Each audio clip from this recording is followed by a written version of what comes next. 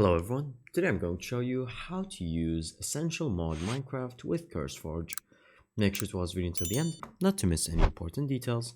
Like and subscribe. So, first step is you're going to download the Curseforge Minecraft app. So, you're going to just search for Curseforge Minecraft, click on the first link, and then from here you're going to download the standalone or download on Overwolf. Once you download it, then you're going to install it, and then you're going to search for Curseforge, and you're going to run the modder. So from here, it's going to forge your library and collect everything that you need. Then you're going to go on browse, and then search for whatever mod that you would like. So for example, if I'm going to search for one block, then we have just multiple options. So for example, let's select this one.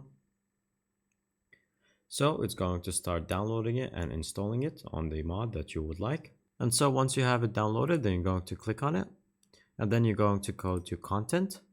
And then from here, you can either download it if you don't find it, but as you can see right here, we have essential mode.